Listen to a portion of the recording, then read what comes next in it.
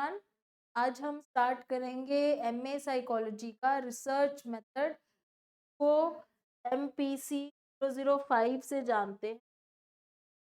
जो लोग इग्नू से एमए साइकोलॉजी कर रहे हैं को पता है ये कोड है इसका MP 005 और दिस टॉपिक और this course is known as research methods. तो इग्नू का MA psychology MP 005 research method start करेंगे और उसमें कुछ ब्लॉक्स के अंदर यूनिट्स होते हैं। तो हम स्टार्ट करेंगे फर्स्ट ब्लॉक के फर्स्ट यूनिट से जिसमें इंट्रोडक्शन दे रहे हैं और यूनिट 1 का नाम है बेसिक प्रोसेस और concept in research. Basic process और कॉन्सेप्ट इन रिसर्च में इन्होंने जो इंडेक्स दिया हुआ है वो है इंट्रोडक्शन है, फिर definition and meaning of research है, फिर criteria of a good research, objectives, qualities of a good research के बाद कुछ थ्योरीज, हाइपोथेसिस, पैराडाइम क्या होती है रिसर्च में, रिसर्च बायस क्या होता है, साइंटिफिक एटीट्यूड, ये सारी चीज़ें हम इसमें पढ़ने वाले हैं। फिर उसके बाद आपका जो यूनिट 1 में जो एक बहुत इम्पॉर्टेंट सेक्शन आएगा बाद में वो ये वाला आएगा, स्टेप्स इन रिसर्च प्रोसेस। ये इम्पॉर्टेंट है, एग्जाम में ये बहुत क्वेश्चन लंबा क्वेश्चन आता है ज़्यादा मार्क्स का। मैं आपको ये रिसर्च प्रोसेस के स्टेप्स समझाने होते हैं और इसकी इम्पोर्टेंस साइकोलॉजी में क्या है। और ये टॉपिक इसलिए भी इम्पॉर्टेंट है क्योंकि जो लोग मास्टर्स इन साइकोलॉजी कर रहे हैं उनको एक प्रोजेक्ट वर्क कंप्लीट करना होता है जिसमें एक्चुअली में वो रिसर्च करते हैं और यही सारे स्टेप्स वो फॉलो भी करते हैं। आप जो इसमें पढ़ोगे वही आप एक्चुअली में सेकेंड ईयर में करोगे भी अपने प्रोजेक्ट वर्क में। तो ये आपको समझाएगा कि आपने अपना प्रोजेक्ट का तैयारी कैसे करनी है, तैयार कैसे करना है। थ्योरेटिकली भी आता है पेपर में और साथ में इसका प्रोजेक्ट भी सबमिट होता है। वो आपका किसी एक पर्टिकुलर टॉपिक पे प्रोजेक्ट होता है तो उस प्रोजेक्ट के लिए आपको यही सारी चीज़ें करनी होती है जो इसमें आपको पढ़ाई जाएंगी, समझाई जाएंगी। तो ये आपको दोनों तरीके से समझना है। एक तो थ्योरेटिकल पॉइंट ऑफ व्यू से आपको क्वेश्चन आंसर्स लिखने, दूसरा आपने प्रैक्टिकली इसको कैसे करोगे जब आप एक्चुअल में अपना प्रोजेक्ट वर्क करोगे। इसलिए ये वाला जो कोर्स है MPC 005 रिसर्च मेथड, ये इसलिए इम्पोर्टेंट है कि इससे हमें पता चलता है कि एक्चुअली साइकोलॉजी में रिसर्च वर्क किया कैसे जाता है, कि क्या स्टेप्स होते हैं। पहले इंट्रोडक्शन में ये जर्नल इंट्रोडक्शन दे रहे हैं रिसर्च की कि research is a process through which new knowledge is discovered. Research का मतलब यही होता है, कोई भी नई थ्योरी बनाने से पहले उसके पीछे बहुत सारी रिसर्च करी होती है। तो कोई नई नॉलेज को डिस्कवर करना, किसी नॉलेज को या किसी चीज़ को डिस्कवर करना, उसको रिसर्च कहते हैं। कोई भी थ्योरी आप जो पढ़ते हो, चाहे वो थ्योरी ऑफ डेवलपमेंट हो, मोटिवेशन हो, थ्योरी ऑफ लर्निंग हो, किसी भी की थ्योरी आप जिसमें भी पढ़ते हो, जो भी साइंटिफिक थ्योरीज हम पढ़ते हैं उनके पीछे रिसर्च होती है। This is a journal introduction of the research. अगर हम इसकी डेफिनेशन पे जाएं तो the word research is composed of 2 syllable research. Research में 2 सिलेबल्स आते हैं, री और सर्च। री का मतलब है दोबारा से और सर्च का मतलब है कोई चीज सर्च करना, ठीक है। तो दे आर सेइंग कि री मतलब कोई नया या ओवर अगेन कोई चीज पहले से ही अगर इसके ऊपर रिसर्च हो रखी है या पहले से कोई थ्योरी है जो चलती हुई आ रही है, उसी के ऊपर दोबारा से काम करना, उसी थ्योरी को दोबारा प्रूफ करना, उसको और एक्सपैंड करना। और उल्टा भी हो सकता है, आप किसी थ्योरी को रिजेक्ट करने के लिए भी रिसर्च कर सकते हो। कोई थ्योरी चलती हुई आ रही है, for example big bang theory है, हमारे यूनिवर्स की क्रिएशन को लेके बिग बैंग थ्योरी बोलते हैं। अब उसके ऊपर दोबारा से काम करना, उस थ्योरी के ऊपर रिसर्च करना ताकि आप उसको या तो विद एविडेंस और प्रूफ कर सको या आप उसको रिजेक्ट करो, या और रिजेक्ट करके कोई नई थ्योरी लेके आओ। दोनों ही पर्पस हो सकते हैं। तो रिसर्च का मतलब है कि over and over again you have to search a new information, और कोई ऐसी information which is already there, meaning to examine closely and carefully, test and try और टू प्रूव। यानी कि कोई चीज़ ऑलरेडी हमें पता है जिसके ऊपर हम दोबारा से टेस्टिंग कर रहे हैं, ट्रायल कर रहे हैं, सर्च कर रहे हैं। Together way form a noun describing a careful systematic patient study. This is the meaning of the research. Scientific research is a systematic and objective attempt to provide answer to certain questions. Scientific research का मतलब होता है that it is a systematic and objective attempt कि questions हमारे mind में घूम रहे होते हैं, ऐसा क्यों हुआ, या अगर कोई थ्योरी है तो उस थ्योरी में ऐसा क्यों कहा गया है, या वो थ्योरी आई कहाँ से, उसका आइडिया, उसका कंसेप्ट से हुआ, उसका एविडेंस क्या है, कई सारे क्वेश्चंस होते हैं. Answer those questions research has done. Then there are some definitions. यहाँ पे आप एक दो डेफिनेशंस याद कर सकते हो फॉर योर एग्जाम पर्पस. आपको पता है कि जब आपको आंसर लिखना होता है तो उसमें काफ़ी सारे वर्ड्स लिखने पड़ते हैं आपको, कई बार 1000 वर्ड्स के आंसर्स भी लिखने, तो आपको कुछ ना कुछ डेफिनेशन के साथ सपोर्ट करना चाहिए. एक अच्छा आंसर वो होता है जहाँ पे आप कोई ना कोई डेफिनेशन देते हो with the name of the person जिसने वो डेफिनेशन दी है. सपोज आप ये डेफिनेशन याद करके लिख रहे हो, उसका नाम लिखो जिसने ये डेफिनेशन. तो आपके आंसर में डेफिनेशन अगर 2 भी होंगी ना तो उसका आपको बेनिफिट मिलेगा, उस आंसर में मार्क्स आपको ज़्यादा बेटर मिलेंगे. तो आप यहाँ पे देख सकते हो कि कुछ डेफिनेशन है. एक कर्लिंगर की है, एक बर्न्स की है, ये थोड़ी छोटी है. Systematic investigation to find answers to a problem, ये थोड़ी छोटी डेफिनेशन है, आप याद नहीं कर सकते हो. तो आप यहाँ पे इसको समझाओगे जब रिसर्च को, तो आप इसमें डेफिनेशन. देन एक चीज और यहाँ कह रहे हैं कि the term research refers to the systematic method consisting of enunciating the problem, formulating hypothesis, collecting the facts और data, analysing facts, reaching certain conclusions. अब ये जो इन्होंने इतनी सारी चीजें यहाँ लिखी हुई है एक्चुअली में स्टेप्स हैं. पहला स्टेप यही होता है कि कोई प्रॉब्लम है उसको क्लियरली डिफाइन करो कि प्रॉब्लम है क्या. ठीक है. फिर होता है कि उसको हाइपोथेसिस बनाओ, फिर उसके फैक्ट्स कलेक्ट करो या डेटा कलेक्ट करो, फिर उस डेटा को एनालाइज करो, उसके बाद उसके कंक्लूजन निकालो. तो ये एक्चुअली स्टेप्स हैं. अगर आपको स्टेप्स याद हो जाएंगे तो आप इस तरीके से एक अपनी जर्नल डेफिनेशन बना सकते हो कि रिसर्च का मतलब ये होता है किसी भी सिस्टमैटिक मेथड में ये चीज़ें करना, दैट इज कॉल्ड रिसर्च.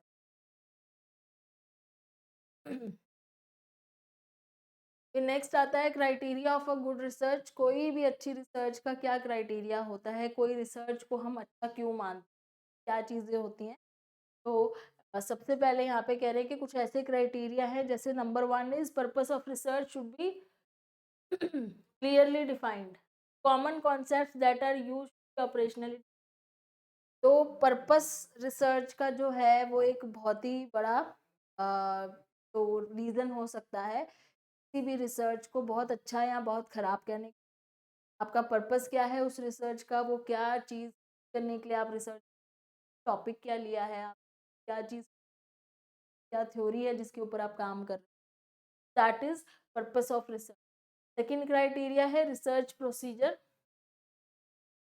कि आप कौन सा प्रोसीजर फॉलो करोगे, वो प्रिसाइजली प्लान होना चाहिए. आप किस ऑर्डर में चलोगे, क्या स्टेप्स फॉलो करोगे, आप एक एक चीज़ कैसे करोगे, आपको ये क्लैरिटी होनी चाहिए कि आपके पूरी रिसर्च का प्रोसीजर क्या होना चाहिए, कहीं पे कोई कंफ्यूजन नहीं होनी चाहिए. Third is research design. Research design का मतलब ये है कि आपका रिसर्च किस तरीके से आगे बढ़ेगा, उसका क्या डिज़ाइन होगा, किस तरीके से आप उसमें डेटा कलेक्शन कैसे करोगे, आप डेटा को एनालाइज कैसे करोगे, फिर आप कौन से मेथड्स यूज़ करोगे अपने डेटा को एनालाइज करने के लिए, और उसका कंक्लूजन किस तरीके से निकाला जाएगा. द प्रॉपर डिज़ाइनिंग जो होगी ना उसकी, वो कैसे होगी, तो उसका डिज़ाइन कौन सा फॉलो करोगे आप, डेटा कलेक्शन कैसे करना है, डेटा एनालिसिस कैसे. Fourth one, search report. Report जो आएगी आपकी डेटा एनालिसिस के बाद, जो भी कंक्लूजन आएगा वो रिसर्च रिपोर्ट के ऊपर बेस्ड होगा.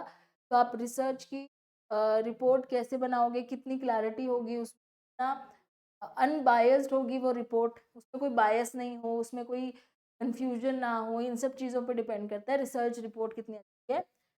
Next is data analysis. Data analysis में research report should be adequate to reveal its significance and method of analysis.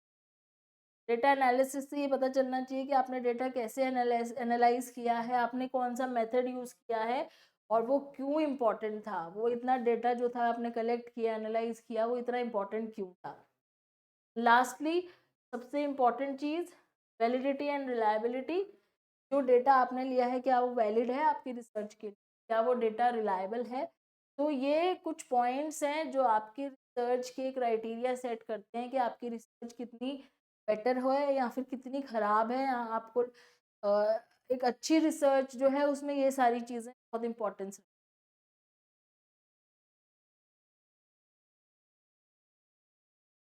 Next topic, objectives of good research.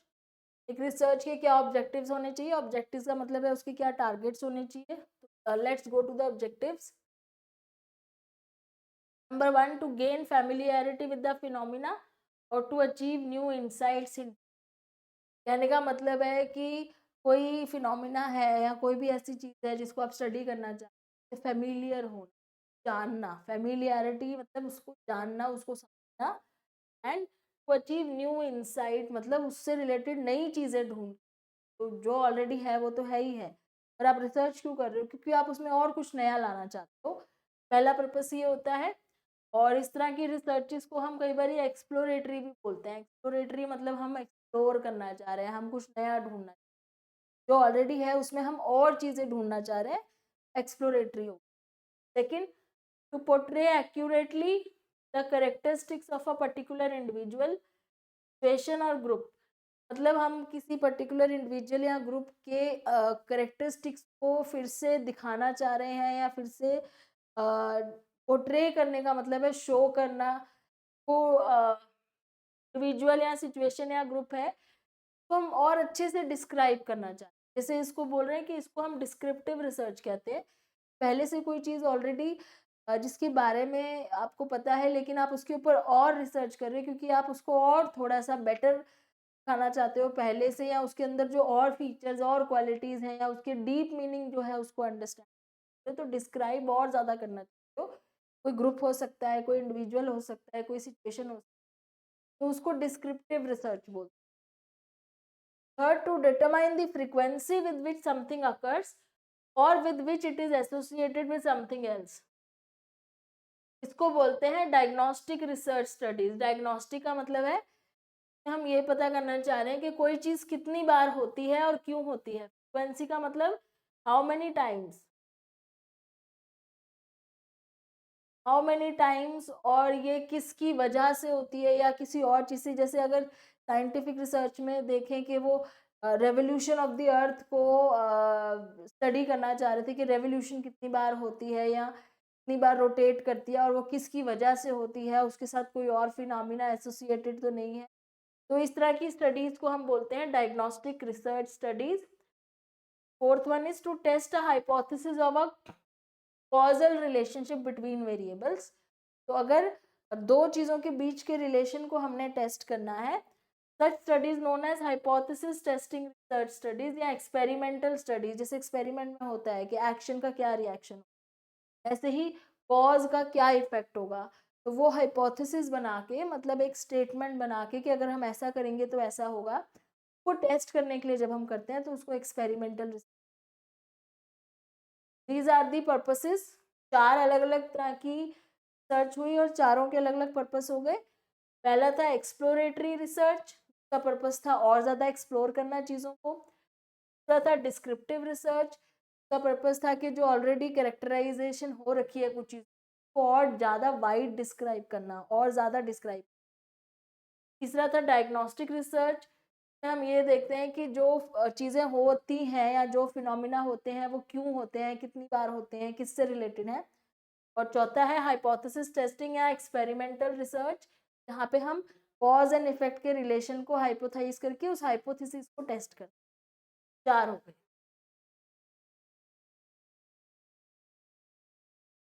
Okay then, qualities of a good research. एक अच्छी research की क्या qualities होती है। पहले हमने criteria पढ़ा था, क्राइटेरिया मीन्स अच्छे रिसर्च में क्या क्या क्राइटेरिया होना। Qualities of a good research means एक अच्छी रिसर्च में क्या क्या qualities. First one is the good research is system, is the first criteria, और you can say first quality. एक जो अच्छी रिसर्च होती है वो प्रॉपर स्टेप्स में होती है, सीक्वेंस में होती है, के अंदर क्रिएटिव थिंकिंग होती है और उसमें कोई भी कंफ्यूजन नहीं होती है, क्लियर होती है बिल्कुल, और एक प्रॉपर स्टेप्स में फॉलो करके लिखी होती है। Second, good research is empirical. Empirical का मतलब है सारी चीज़ें एविडेंस के ऊपर होती है, कोई भी गेस वर्क नहीं की, कोई भी चीज़ अपने आप बना के नहीं, सारी चीज़ें साइंटिफिक रिसर्च के ऊपर बेस्ड होती हैं, उसका एविडेंस होता है, एम्पिरिकल होता है। और जो इन्फॉर्मेशन कलेक्ट करी होती है वो रियल लाइफ एक्सपीरियंसेस और ऑब्जर्वेशन से कलेक्ट करी। Third, good research is valid and verifiable. कोई भी ऐसी रिसर्च है वो हम जो वैलिड है और वेरीफाइएबल है। वेरीफाइएबल का मतलब है कि if somebody else want to do again research on that topic, वो दोबारा से उस पर रिसर्च करते हैं, उसको वेरीफाई करते हैं। तो इसमें लिखा है it involves precise observation, accurate description. Precise observation है, जो भी ऑब्जर्वेशंस लिखी है वो एकदम करेक्ट है, एक्यूरेट है और रिलायबल है, वैलिड चीज़ें, वैलिड आप वैलिड टूल्स यूज़ करे हैं आपने डेटा कलेक्ट करने के लिए, वैलिड इंस्ट्रूमेंट करे हैं एंड स्टैटिस्टिकल मेजर जो भी आपने स्टैटिस्टिक्स का यूज़ किया है वो भी आपने बिल्कुल करेक्ट और एक्यूरेट यूज़ किया है और वो आप खुद भी वेरीफाई कर सकते हो या कोई और भी verify. Fourth, good research is logical. Logical का मतलब है कि guided by the rules of reasoning and logical process of induction. Induction process का मतलब है general to specific. General to specific होनी चाहिए। जनरल चीज़ों की जनरल थ्योरी सुन के उसके ऊपर हम रिसर्च करते हैं, उसके एविडेंस ढूंढते हैं, तब हम उसके एक कंक्लूजन पे आते हैं और एक फैक्ट निकल के आता है जिसको हम एक थ्योरी बोलते हैं। तो जर्नल टू स्पेसिफिक होनी चाहिए हमारी research. And deduction specific to general that plays important role in carrying out research. तो दूसरा, अगर स्पेसिफिक टू जर्नल हम जाते हैं तो हमें कोई पर्टिकुलर फैक्ट पता है और उसको हम इन जर्नल रिसर्च करने की कोशिश करते हैं, उसको ढूंढने की कि ये फैक्ट आया कहाँ से, तो उसके फैक्ट के ऊपर काम करना शुरू करते हैं जिसमें हम उल्टा चलते हैं।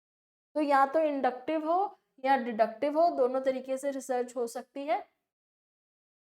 पांचवी क्वालिटी है good research develop theories and principle. तो अगर कोई अच्छी रिसर्च होगी तो उसके बेस पे थ्योरीज बनेंगी।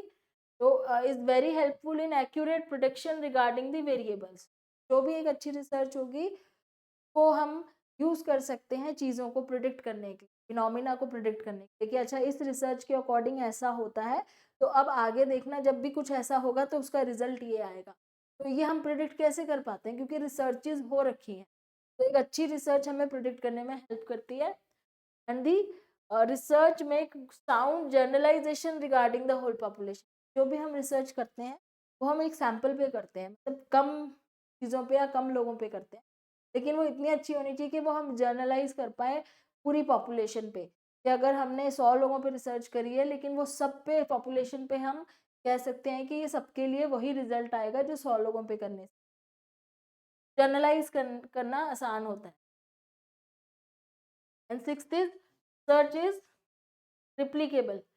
रिप्लीकेबल का मतलब है कि इस रिसर्च को कोई बाद में दोबारा करना चाहता है, इसकी वैलिडिटी चेक करना चाहता है, दोबारा से उसके ऊपर रिसर्च करना चाहता है, तो हम किसी और की रिसर्च को उठा के उसके ऊपर दोबारा रिसर्च। ऐसे ही आपकी रिसर्च को लेके कोई और दोबारा से उसके ऊपर रिसर्च करना चाहता है तो दोबारा से ही उसको सेम रिजल्ट्स मिलेंगे। ऐसा नहीं होना चाहिए कि आपकी रिसर्च किसी और ने उठा के करी और उसको तो कुछ और ही उसमें रिजल्ट मिल गया, बिल्कुल ही अलग हो गया, तो आपके जो रिजल्ट था वो इनवैलिड हो जाएगा, आपकी रिसर्च इनवैलिड हो जाएगी। रिप्लीकेबल होनी चाहिए कि जो चीज़ें आपने करी है वो दोबारा से करी जा सके। ये क्वालिटीज़ हैं।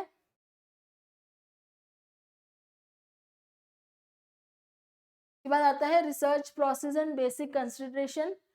कि जो रिसर्च होता है इसका प्रोसेस क्या है पूरा और इसके अंदर क्या चीज़ें बेसिकली कंसीडर की जाती हैं। सबसे पहली चीज़ तो ये कह रहे हैं कि how psychologist know what they know. पहले हम ये देखें कि कैसे साइकोलॉजिस्ट या कोई भी साइंटिस्ट की बात हो रही है या रिसर्च जो है जिस फील्ड में भी होती है, चाहे वो कोई साइकोलॉजिस्ट हो, चाहे सोशियोलॉजिस्ट हो, चाहे एंथ्रोपोलॉजिस्ट हो, वो कैसे जानते हैं कि उनको क्या जानना है या क्या करना है। Empirical investigation in any field requires the use of scientific method. Scientific method जैसे ऑब्जर्वेशन, मेजरमेंट, एक्सपेरिमेंट, ये मेथड यूज किए जाते हैं। Even if you never do any scientific research in your life, mastering information on psychological research will be very useful. You can improve your critical thinking skills by learning how to ask the right question. सबसे पहले कि हमने research करनी किस पे है, how to ask the right question, question क्या है हमारे, क्या ढूंढ रहे हैं, what is the why thing, तो किस पे रिसर्च करनी है। अगर हम साइकोलॉजी की बात करें तो ये बिहेवियर के ऊपर हो सकता है कि हमने किस बिहेवियर के बारे में राइट क्वेश्चन करना है। हम साइकोलॉजी की बात कर रहे हैं। How to evaluate the answers you. सबसे पहले तो रिसर्च का जो टॉपिक होता है वो इस चीज़ पे बेस्ड होता है कि हम क्या ढूंढना चाहते हैं, क्या पूछना चाहते हैं, हम साइकोलॉजिकल बिहेवियर के बारे में क्या जानना चाहते हैं। और उसके बाद उस प्रोसेस को हम डिवाइड कर देते हैं। एक तो होता है गेटिंग एन आइडिया, मतलब कि आप क्या रिसर्च करना चाहते हो। दूसरा टेस्टिंग इट, फिर उसको आप कैसे टेस्ट करो, आप किस चीज़ को रिसर्च करना चाहते हो, किस क्वेश्चन का आंसर ढूंढना। फिर आप उस आंसर को जब ढूंढ लोगे तो आप उसको वेरीफाई कैसे करोगे, जस्टिफाई कैसे। कंटेक्स्ट ऑफ डिस्कवरी में दो तीन चीज़ें इन्होंने बताई है कि रोल ऑफ थ्योरीज क्या होता है, हाइपोथेसिस क्या होता है, पैराडाइम क्या होते हैं। तो researcher begin with the assumption of determinism, एक डिटर्मिनिज्म को एज्यूम करके चलते हैं।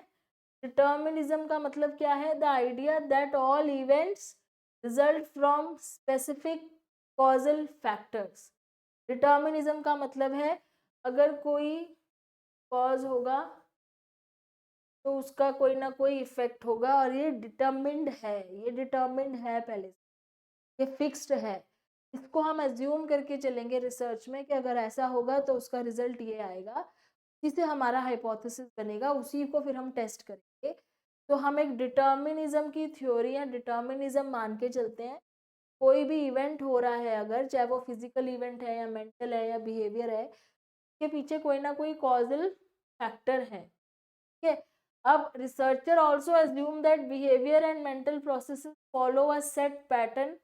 अब वही कॉजल फैक्टर का एक पैटर्न होता है जो बार बार रिपीट हो, हर बार किसी के साथ ये होगा कॉज तो उसका इफेक्ट यही आएगा, तो एक पैटर्न फॉलो होता है।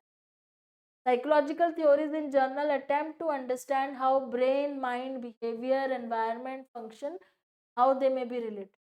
साइकोलॉजिकल थ्योरीज में तो हम माइंड, बिहेवियर, ब्रेन, ये सारी चीज़ों पे स्टडी करते हैं, अपने एनवायरनमेंट से इसका क्या इफेक्ट होता है। Any particular theory focuses on more specific aspect of this broad concept. अब ये सारी चीज़ें तो ये बोल रहे हैं कि जो हम साइकोलॉजिकल थ्योरीज में हम पढ़ते हैं। उसके बाद the value of a theory is often measured in terms of new ideas, hypothesis. Hypothesis word बार बार आपको रिसर्च में आता है, तो ये हाइपोथेसिस होता क्या है। A hypothesis is a tentative and testable explanation of the relation between two or more events of variation. जैसे मैंने बोला कि एक होता है कॉज, एक होता है इफेक्ट।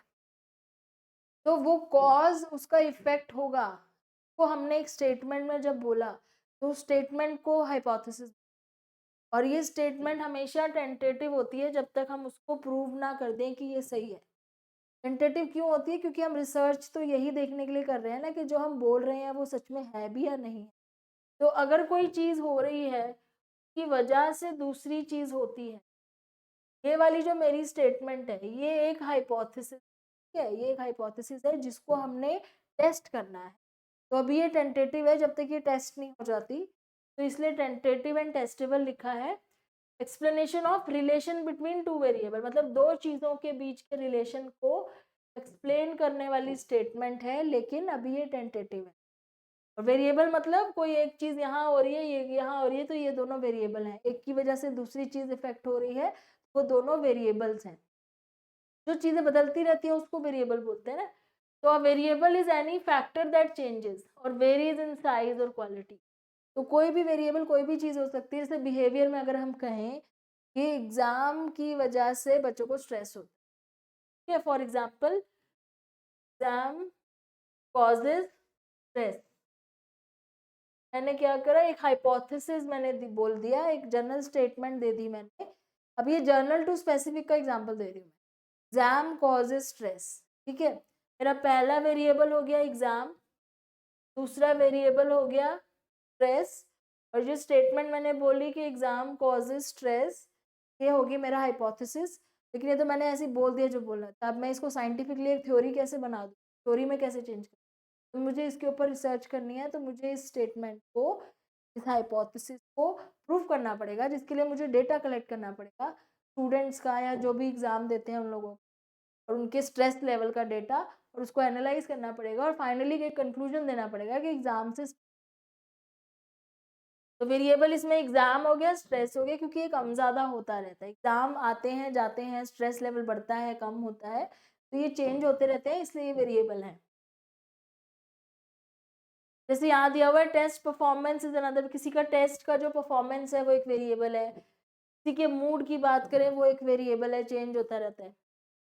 तो एक वेरिएबल से दूसरे वेरिएबल पे क्या इफेक्ट हो रहा है उसके बारे में अगर आप कोई स्टेटमेंट पास कर रहे हो तो वो एक हाइपोथेसिस है, जब तक आप उसको प्रूफ के साथ नहीं बोलते। तो जनरली लोग बैठे बैठे जब बोल देते हैं ना कि अच्छा इसकी वजह से हुआ होगा, वो एक हाइपोथेसिस होता है जब तक आप उसको साइंटिफिकली उसका कोई एविडेंस ना दिखाओ। Finally our understanding of a complex process, इसमें अब तीसरी चीज आती है पैराडाइम। एक हो गया हाइपोथेसिस, दूसरा हो गया वेरिएबल। पैराडाइम क्या होता है? is a model of the function and interrelationship of a process, a way of thinking about the world and how to study। तो पैराडाइम का मतलब है कि जब भी कोई चीज प्रूफ होती है ना तो हमारा सोचने का तरीका बदल जाता है। जैसे पहले सोचते थे कि अर्थ फ्लैट है, वो एक पैराडाइम था। फिर क्या हुआ, उस थ्योरी पे रिसर्च हुई, रिसर्च होने के बाद फिर से थ्योरी चेंज हुई, थ्योरी आई कि अर्थ इज अ सर्कुलर, एक बॉल की तरह है, सर्कुलर है, फ्लैट नहीं। तो वो पैराडाइम शिफ्ट हुआ, मतलब पैराडाइम मतलब सोचने का तरीका बदल गया लोगों का। तो पैराडाइम का मतलब है it is a way of thinking, दुनिया के बारे में, चीज़ों के बारे में, उसको पैराडाइम बोलते हैं। चेंज इन डायरेक्शन, कब जब डायरेक्शन चेंज होती है मतलब हमारे सोचने का तरीका चेंज होता है। New paradigm challenges the existing one, जब कोई नया पैराडाइम आता है, कोई नई सोच आती है तो वो पुरानी सोच को चैलेंज करता है, वो पैराडाइम बोलते हैं। When paradigm shift, revolution of knowledge usually follow। तो जब पैराडाइम शिफ्ट होता है तो लोगों की सोच बदलने लगती है, रेवोल्यूशन होती है नॉलेज में। तो पैराडाइम शिफ्ट का मतलब है कि सोच बदल देना, अपनी रिसर्च से, अपनी पढ़ाई से, अपनी नॉलेज से, अपनी साइंटिफिक स्टडीज से सोच बदल देना लोग। Before a new theory, hypothesis, paradigm makes difference in science, it has to undergo an ordeal of proof. तो कोई भी चीज़ ये कह रहे हैं, चाहे वो कोई थ्योरी हो, चाहे वो हाइपोथेसिस हो, चाहे वो पैराडाइम हो, जब भी कोई नई चीज़ आएगी तो उसको एक ऑर्डील ऑफ प्रूफ का मतलब है बहुत मुश्किल जर्नी क्रॉस करनी, वो बोलते हैं प्रूफ, कि प्रूफ देना ज़रूरी है, जब तक आप प्रूफ नहीं दोगे लोग आपकी बात नहीं। And most often this happens when researcher publishes their findings and other scholar investigate whether they find the same pattern। ये कैसे होता है? एक रिसर्चर है जिसने कुछ सर्च करा और उसने पब्लिश कर दिया कि ऐसा होता है तो मेरे अकॉर्डिंग ये है। अब उसने जो पब्लिश किया है उसको क्या होगा, बाकी जो बहुत सारे रिसर्चर्स हैं उसको दोबारा से उसके ऊपर रिसर्च करेंगे और जब उनको सेम चीज़ मिलेगी जो इसने बोला था तो उसको हम पैराडाइम शिफ्ट, क्योंकि हाँ जो इसने बोला है वो बिल्कुल सही, वो मतलब वेरीफाई हो जाएगा क्योंकि बाकियों ने भी उसके ऊपर रिसर्च करा, उनको भी सेम चीज़। एक आध होगा जो कोई उसको चैलेंज कर देगा कि नहीं ऐसा नहीं होता, लेकिन मेजॉरिटी अगर उसके साथ होगी तो वो एक नया रिसर्च वर्क जो है वो आएगा और नई थ्योरी बन के आएगी। तो प्रूफ चाहिए होता है, तो दूसरे लोग उस चीज़ को प्रूफ करते हैं उसी के ऊपर काम करके जब सेम पैटर्न आता है। तो इसमें कुछ रिसर्च बायसेस होते हैं क्योंकि रिसर्चर भी तो ह्यूमन बींग्स हैं, तो कुछ उनके बायसेस होते हैं, मतलब अपना कुछ अपने तरीके से सोचने का उनका तरीका होता है जो रिसर्च में कहीं ना कहीं बायस ले आता है। जरूरी नहीं है पर हो सकता है, अनकॉन्शियसली हो सकता है, जानबूझ के कोई नहीं करता। वो बायसेस क्या होते हैं, जैसे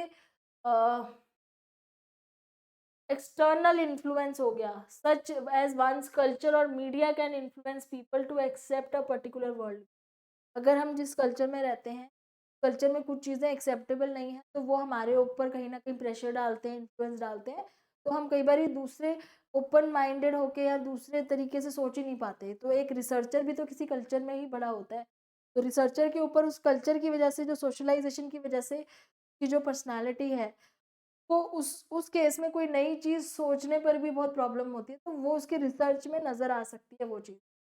फिर पर्सनल बायस हो सकता है, पर्सनल बायस यानी उसका जो पर्सनल बिलीफ है या उसके जो पास्ट एक्सपीरियंसेस हैं, जिसके साथ जैसे हुए हैं, किसी के साथ खराब एक्सपीरियंस होता है, वो चीज़ उसके रिसर्च में कहीं न कहीं नज़र आ सकती है। अगर उसने ध्यान नहीं दिया तो वो बायस उसकी रिसर्च में हो सकता है। ऑब्जर्वर बायस होता है कि जब हम किसी को ऑब्जर्व करते हैं तो कई बारी हम कुछ ऐसे इवेंट्स को मिस कर देते हैं जो मीनिंगफुल हो सकते हैं। Some events are taken as meaningful by some, कुछ लोग, अब जैसे 2 लोग दोनों ही मिलके किसी को ऑब्जर्व कर रहे हैं। मैंने कुछ और चीज़ें नोट करी, उसने कुछ और करी, क्योंकि मुझे लगा कि ये चीज़ें इंपॉर्टेंट थी, किसी और को लगा कि वो चीज़ें, तो हम दोनों में ऑब्जर्वर बायस आ गए। और जो रिसर्च कर रहा है वो ऑब्जर्वेशन अगर कर रहा है तो उसमें वो ऑब्जर्वर बायस कर सकता है। फिर जेंडर रोल एक्सपेक्टेशन भी होता है, जहाँ पे जेंडर की वजह से फ़र्क आ जाता है। जैसे हमने कई सारी ऐसी थ्योरीज़ पढ़ी है जहाँ पे वो थ्योरी इसलिए क्रिटिसाइज़ हुई है क्योंकि वो सिर्फ़ एक मेल रिसर्चर ने करी हुई है और उसके सैंपल भी मेल। जैसे हम बात करें तो जैसे कोलबर्ग की थ्योरी है जो कहते हैं कि मॉरल डेवलपमेंट की मेल मेंबर्स पे करी थी।